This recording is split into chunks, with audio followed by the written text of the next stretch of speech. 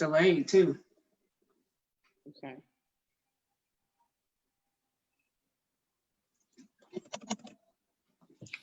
Says it's setting it up. Okay, I got it. You got it? Yep, we're live. I don't see myself. This ain't good. Let me see. Ah, there it is. Hey, Sue Ham. What's going down? What up, though? Wow. It's hot, that's for sure. But It is. But outside it's hot. That's Look. what's going down. Look, it's hot in Detroit. It's hot in North Carolina. It's hot everywhere. Like it's just hot for no reason. Yes. Listen, I'm not gonna complain because I'm in Michigan and we get all this snow. So yeah, I'm not gonna complain because in a month or two. I was just sharing the video. I'm not gonna complain because at least I'm alive to be in it. So I'll say that. Man, that's all right. Yeah. So I want to come on and kick it with you for a minute. You know, I always think God has a way of working things out. In my mind, I was like, dang, like it would be cool to have Sue Ham with us in Detroit. However, I got to get her from Kingstree. I got to pay her to speak. I got to put her up in a hotel. Got to feed her. Like you can't have nobody come here all the way from North Carolina and not feed them. South Carolina girl. Right, South Carolina. Right. I'm like, and not feed them well. Like I couldn't just get you McDonald's. So I was like, I might just hit her up when we go to Dallas next year. And then COVID hit. And my original thought was, no, I'm probably just gonna postpone it. I'm not feeling virtual because you've been to the Red Ink. You know what this is like. Like, yeah, this is an experience. Like it's not a regular conference. Like I don't even want to call it. People have said that you can't even call it a conference. It's an experience. It's an experience. It's a movement, man. The synergy and the energy is just unbelievable. It's unmatched. It's a high energy learning environment, and it's a movement. Yeah. So everyone has been different. So you were with me in Charlotte, and you were with me in Atlanta, right? Mm-hmm. Yeah. So tell the people in your own words who you are, some of your accomplishments, and then we'll get to talk about the Red Ink. All right. Well, again, my name is Salandia Hammond, also known as Sue Ham, and I am here in South Carolina. I'm an author, a writer, write stage plays and films, as well as have authored a few books. I'm a mother of 3, and I'm an all-around entertainer when it comes to hosting shows, musical comedy, anything to make people feel good, and also to think a different way to have a better life. Now that freaks me out because you always say you're a mother of 3. All I know is Jackson. Like I don't know nobody else. That's like everybody knows my kid. They know Nyla. They don't know my middle son gets no play. Like none. I don't. I only know your baby girl. Oh, and I always forget to mention my 1-year-old grandbaby, who's the love of my life. Yeah. So it's one of those things where it's like I forget you have 3 kids. Yeah. 26, 22, and 11. But you're only 40. So 46. I was about to say you're only 40, so you had this kid at 14. Yeah. 46. But anyway, we digress. All right, so in your own words, you've been to the Red Ink Conference, the Red Ink Experience twice. What would you say sets this apart? I mean, you were a speaker at both, but what would you say sets it apart? Well, first of all, it's the professionalism. It's the warmth you feel when you come into the room. And one of the biggest things I like to say, there's no fluff. Because a lot of times you pay for these conferences and you get a bunch of fluff and they're trying to sell you their $1,000 program, $10,000 program. Yeah. You know, they whet your appetite and they're like, but in order to satisfy but wait, there's more. Yeah. Right. Then you've got to buy this $10,000 program. And listen, I don't have no problem with that because everybody is a salesperson, whether they know. Oh, yes. But the thing that I love about this conference is you leave with the meat and potatoes, right? Yes. You don't have to enroll in 1,000 other things and empty out your bank account. You could actually go to this conference, leave this conference, and have enough to That's get right. things done that you want to get done as it pertains to publishing, as it pertains to writing the book, as it pertains to marketing, becoming a brand name, getting into different stores, all of that. Yes. And another thing I have to say, I know you asked me just a couple, but I'm sorry. It's cool. Is your passion for this. Yes. Your passion for this, and I'm honest to God, and I'm not saying it because I'm a speaker, because I'm very selective in who I work with, but your passion for this is really unmatched as far as what I have seen. You really, really, really have a passion for helping people to put their work out there. You put them up against the wall and you make it where they have no excuse. You give them the knowledge, you're there to hold their hand and mentor them and get them to the finished product. But the only thing they need to do is they got to participate. They got right. So the conference to me is one of the best conferences around. It's highly affordable. I really think that people are getting more than what they pay for. You've got people who really care about you, care about your dreams and the goals that God has instilled in you. Yeah. And, I could go on and on and on, but listen. Yeah. It should be at least a $5,000 conference, in my opinion, because I've been to conferences that charge $5,000 and it's just straight fluff. And they are getting it. Do you hear me? Like, yes. E.T. the hip hop preacher. Okay, his conference ain't 5,000, but it might be 300. And it's worth it. Like it's E.T. You are going to leave. Forget all the other speakers, because it's not just E.T., it's other speakers too. But he literally partners with powerhouses in his industry to put like Tiffany Montgomery, who does the Millions Conference. Like for $300, you are going to leave there so empowered spiritually, emotionally, like, and that was my goal. That was my vision. Like when I was publishing, I had one mentor who would share information with me. And over the time, I've developed relationships with two who have helped me not only publish my own books, but now I'm publishing for other people. Most people in the industry don't want to give you the secrets. No. They don't want to give you the secrets because they want you to continue to rely on them. I have no problem having a customer pay me to help them set up their publishing company. Right. But you're gonna pay me a couple of $1,000 because guess what? With your first client, you'll make $2,000 back, $3,000 back. Yep. So a lot of times we're afraid to invest. And people say, well, how much does it cost? No, what's the investment? Right. Because we have to change our language because where you see cost means I'm not getting anything in return. It costs me something. That means money is going out and nothing's coming back in. I don't know where this is coming from, but it's good. I'm glad I'm recording. But again, we have to invest and we have to invest in our craft. So I want to go here. You're a playwright, you're an actor, you've been on Steve Harvey, you've been in David Talbert's movies, so you're an actress, all of that. Like, what type of investment did you do in your craft? Like, not just your writing, but everything else that you do. Well, I'm gonna be honest with you. I was a Marine as well, and I worked with the federal government after I got out of the military. And I actually, a lot of people don't know this because I don't publicize it. I have a bachelor's degree in business, but here, I don't talk about it because you know why? It doesn't matter, really. It does, but it doesn't. I didn't get anything from that, but yet I paid to go to school. Yeah. I've gotten so much more out of conferences that I've invested $1,500 into. Notice I didn't say purchase or paid. I invested $1,500 into conferences. I've invested $80 into, or the time that I take to join a webinar or to listen to mindset training.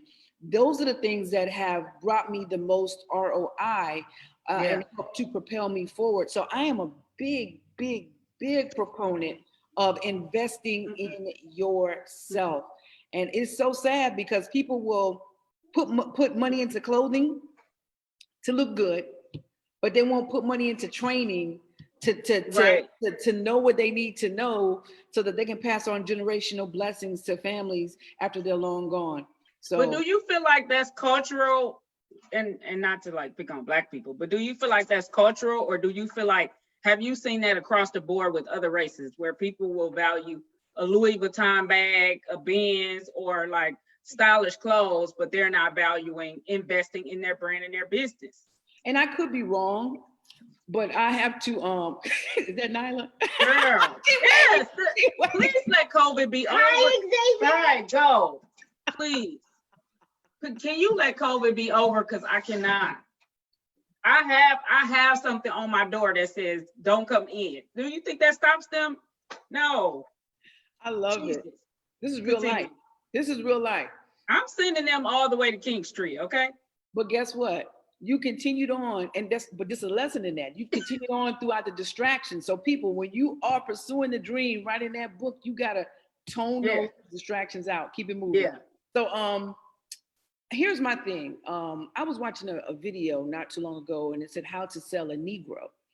And so, yeah, so there are things that have been put into place on how to sell to Black people. And because we are the race that spends the most money.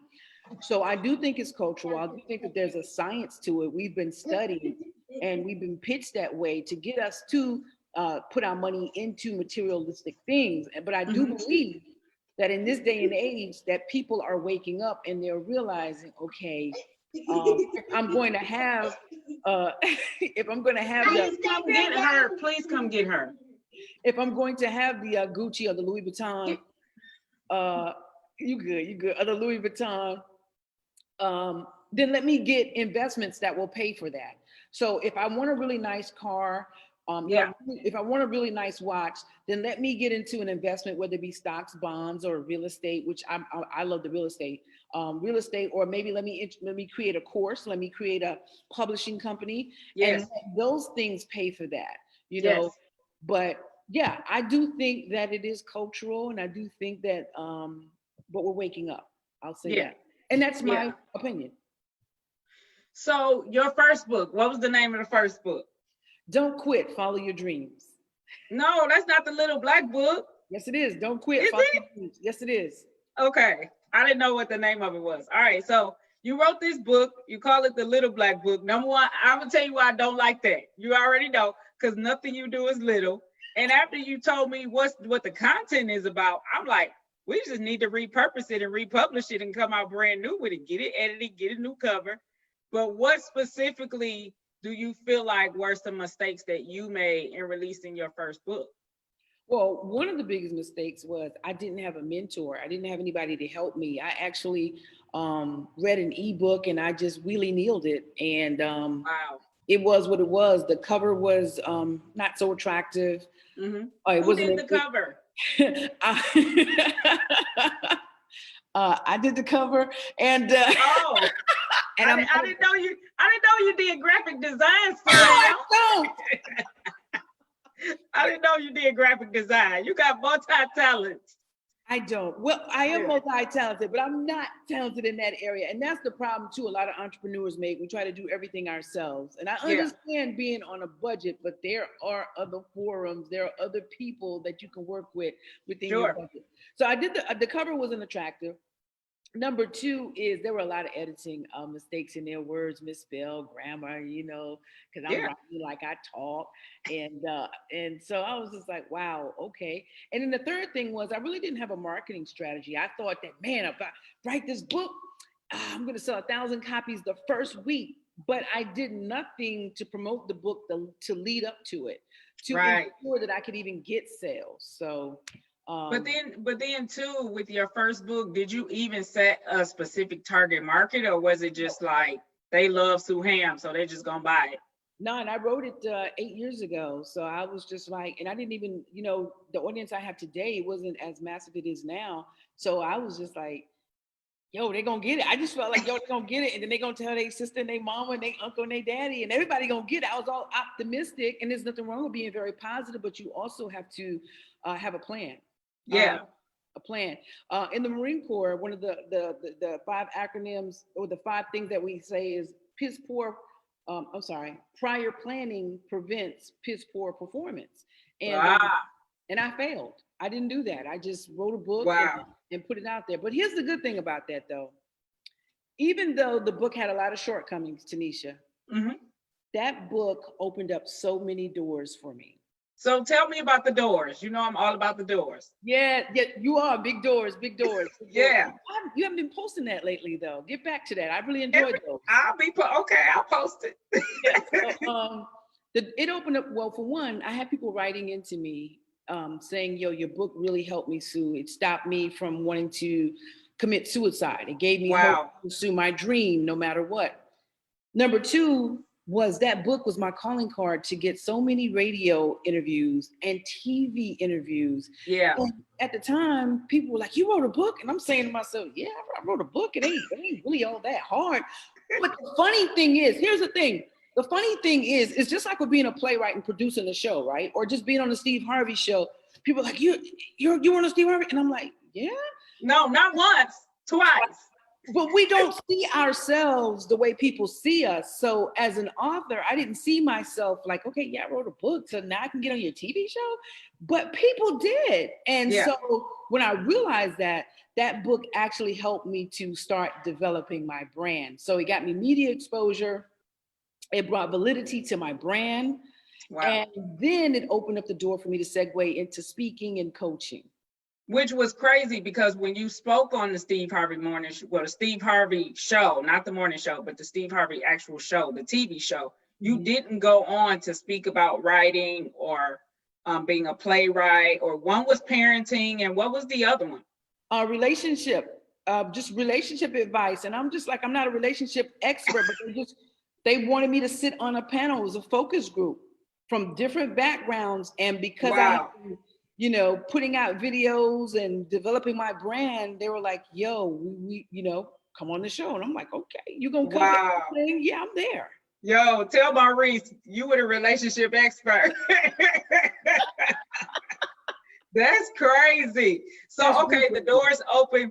And I always say that, write a book and watch the doors open. Mm-hmm. Because I believe when you take the time to invest in your brand, invest in your business, just invest in yourself. Mm-hmm. People can tell when you have invested in making it excellent, not perfect, but doing things in excellence. And there's a difference because it may never be perfect. And I think so many people are trying to achieve perfection, so they don't do anything.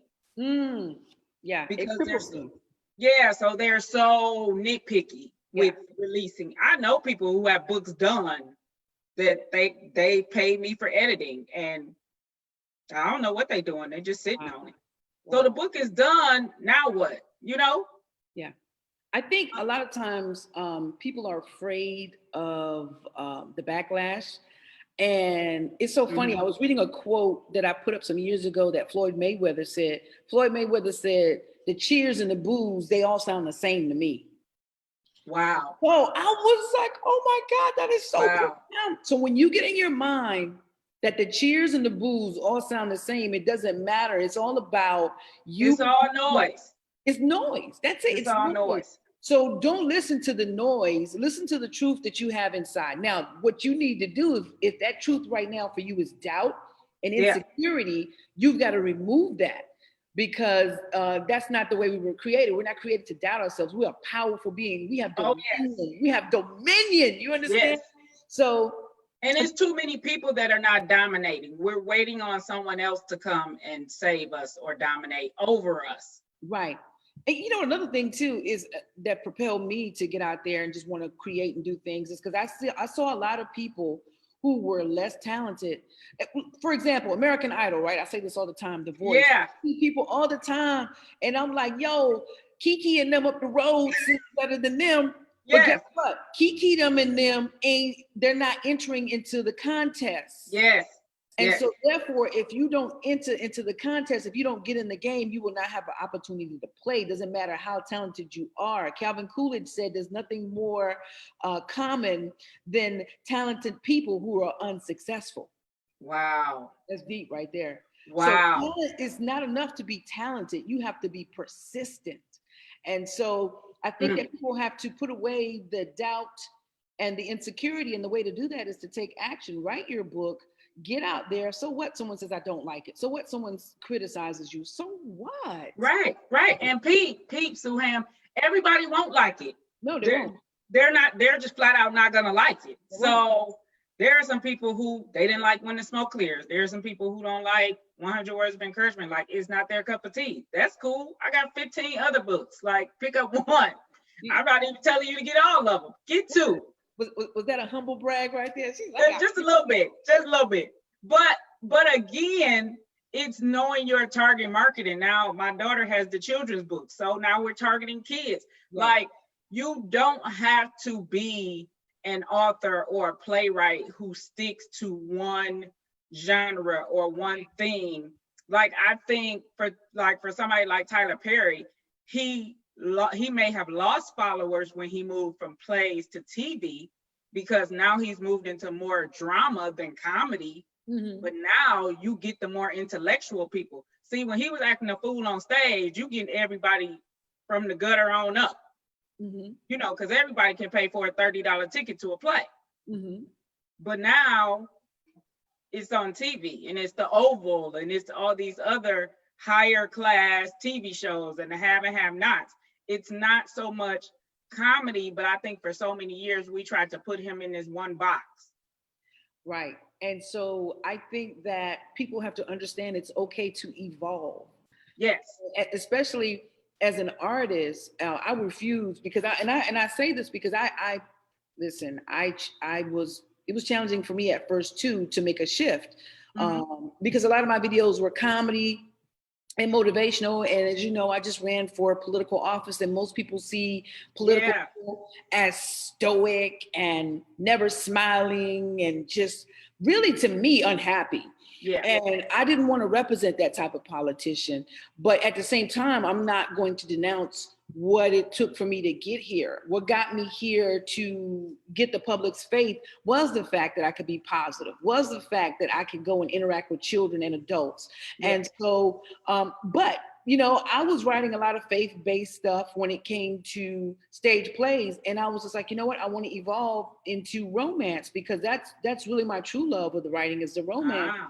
And so for a minute I was battling with that, because I was like, oh, my core audience is probably going to be like, oh, she turned on us, because I looked at how they did Tyler Perry. And then I said to myself, well, as an artist, I will not limit myself. If I lose people, I lose people, because your favorite car is a Benz, I believe. Yes. Everybody can't drive a Benz. And they good with that. Mercedes. And they good with that. And I'm not. So I think that as creators, we have to understand it's okay to evolve, it's okay to shift. And if you want to do something secular, if you want to do something religious, faith-based with your writings, then go for it. Because I just think that you should have the freedom to create. Yeah, so I feel like, because of what I've been through, very transparent moment, because of what I've been through, I feel like I am called to be a conduit of change for sexual molestation and rape. Mm-hmm. Now, I was molested, so I already have a script for a short film centered around molestation called What Happens in This House, because you know the old adage, what happens in this house. I like the title. Yes, I like the title. Yeah, but what happens in this house is what's breaking down the house. Mm-hmm. That's the problem. Like, the very house that we build to keep other people out is what's tearing down our families. Like, it continues to just go on and on and on. And then working on a fiction book centered around a woman who's losing her husband and children because of addiction to porn and masturbation because of the molestation. So the way the lineage and the cycles go and all of that. So I feel like I should play a part in having a stronger voice in that. That's just like some people feel called to human trafficking. You feel called to bullying. Yeah. Why bullying? Probably because you were bullied. Well, no, but I have my middle son that was bullied. My best friend that was bullied. Well, and I take that back. In my adult life, believe it or not. Really? Let me tell a story. Someone attempted, and I guess they realized, oh, she ain't the one. Because I'm not saying that I walk around thinking I can beat everybody, but I'm the one that walks around who's confident, and I'm just not gonna let you talk to me any kind of how, or let you treat me any kind of how. And I'm usually the one that's standing up for the person who's afraid to stand up for themselves. The underdog. Right. Yeah. I think when this person realized, oh, okay, they backed off. But yeah, it was, and so because, and I'm glad I experienced that, because I said to myself, wow, I can only imagine what children and adults go through when they're being bullied and they feel like they don't have a freaking voice, man. That's Yeah, not. and I feel like as adults, we don't call it bullying though. But it's exactly what it is though. Yeah, We don't call it that, but that's, and well, some of us don't, because I actually had adults that came to the play and said to me, because I didn't think about it until they said it. They were like, adults experience bullying too. And I was like, whoa. Yeah. So wow. So yeah, anytime you tie it to a cause, like you're writing your books, and we'll talk about this at the reading too.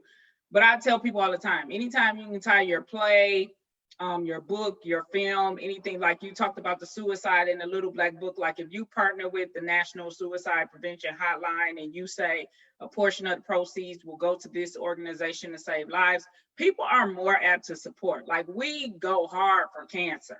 We go hard in October. I mean, the world is wearing pink. Do you hear me? So I'm always telling people, like, what movement or what cause is dear to your heart that you can write around and connect it to, even if you're not writing a fiction book.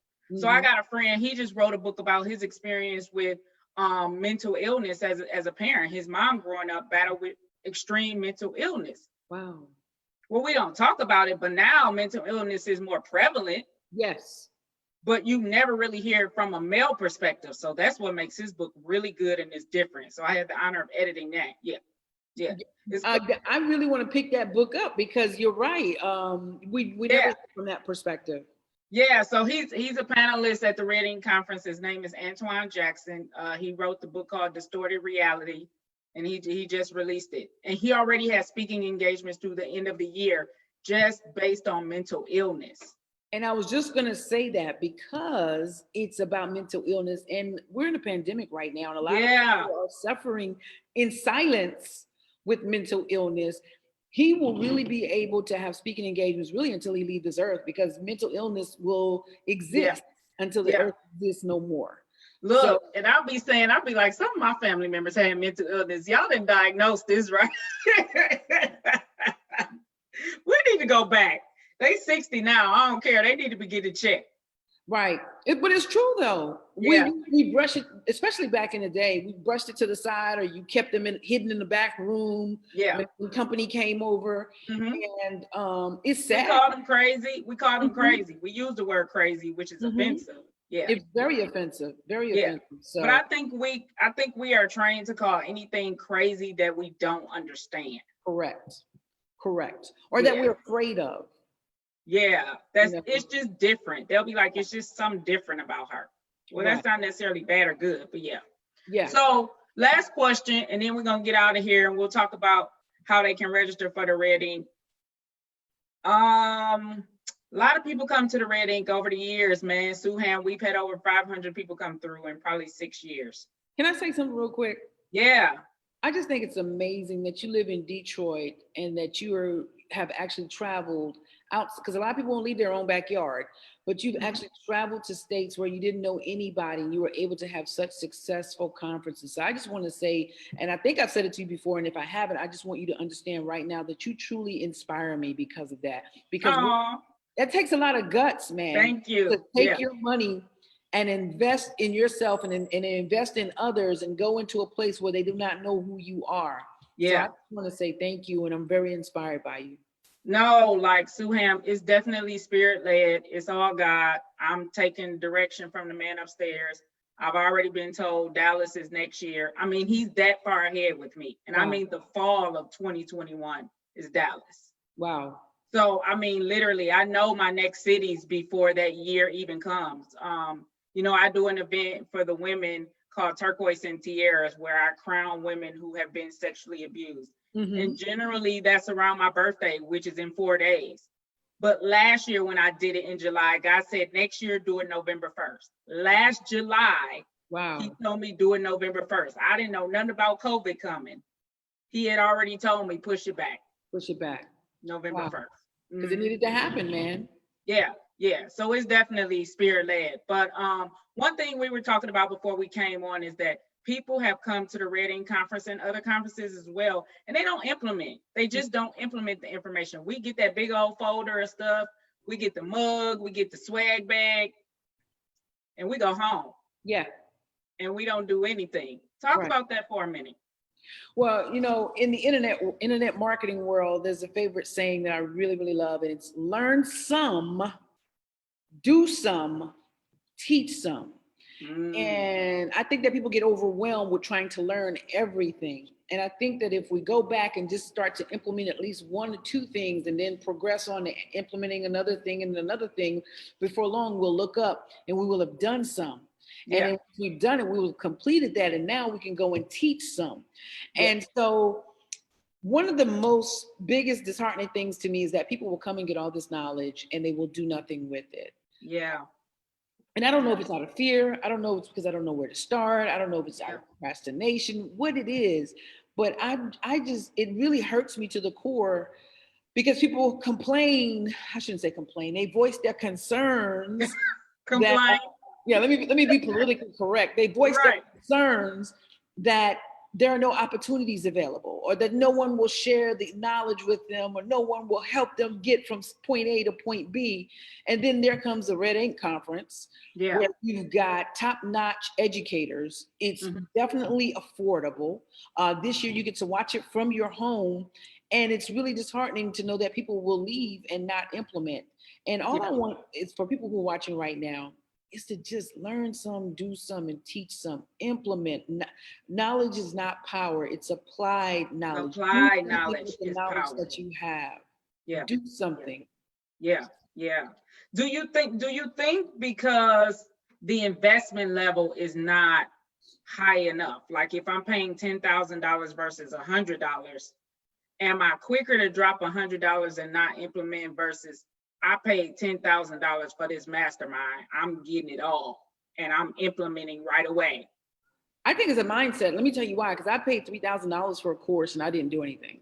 Wow. And then I paid $100 for a course because my mindset was in a different place. And I was just like, yo, I want to see the fruits of my labor. Yeah. But in order to see the fruits of my labor, I got to labor.